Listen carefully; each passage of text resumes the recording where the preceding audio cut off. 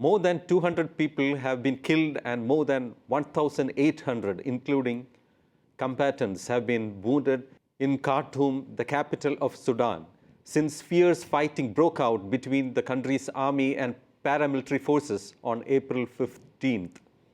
Among those killed is an Indian national identified as Albert Augustine. He was a Malayali from Kannur district of Kerala and was hit by a stray bullet while he was at his residence and talking to his eldest son in the UK.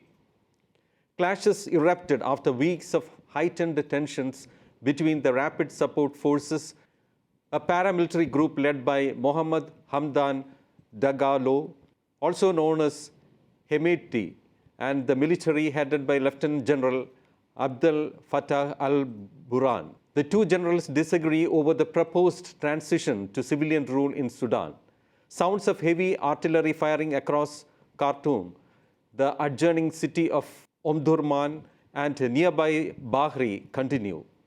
The United States, the United Kingdom, the European Union, China, Russia, Saudi Arabia, and the United Arab Emirates have urged the warring parties to immediately end hostilities without precondition. The BBC reported that United Nations Secretary General Antonio Guterres spoke to both Burhan and Dagalo, asking them to end the violence. Let's check what triggered Sudan conflict. The roots of the ongoing conflict go back to April 2019 when Sudan's long-serving authoritarian president Omar al-Bashir was overthrown by military generals following a countrywide uprising against him. Despite Bashir's ouster, civilians continued their demonstrations seeking democratic elections and the establishment of a civilian government. This led to an agreement between the military and the protesters 4 months later, under which it was decided to constitute the Sovereignty Council, a power-sharing body of military officers and civilians, which would lead Sudan to elections at the end of 2023. Abdullah Hamdok was appointed Prime Minister for the transitional period and he took office in August that year. But the new arrangement was short-lived as the military overthrew Hamdok's government in October 2021 and Burhan became de facto leader of the country. Dagalo, vice president of the ruling council of Burhan's partner in the military seizure of power, became the second in command.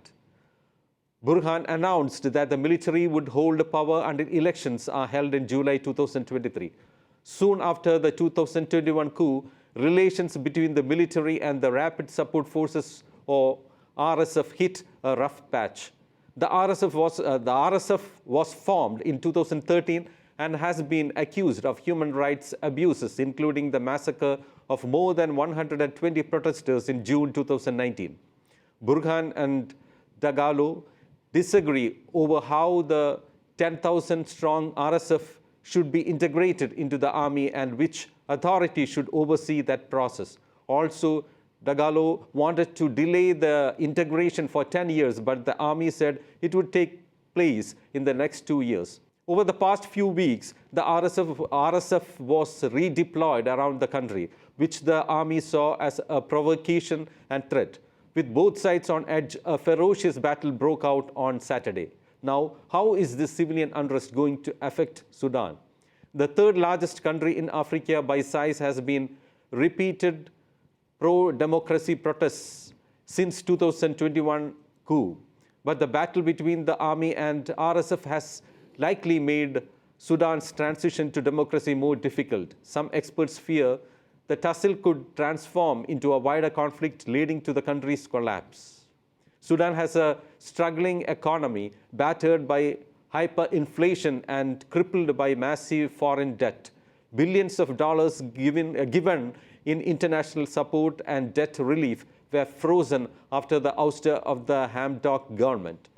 A coalition of civilian groups that has been pushing for Sudan's transition to democracy told Reuters in a statement, "This is a pivotal moment in the history of our country.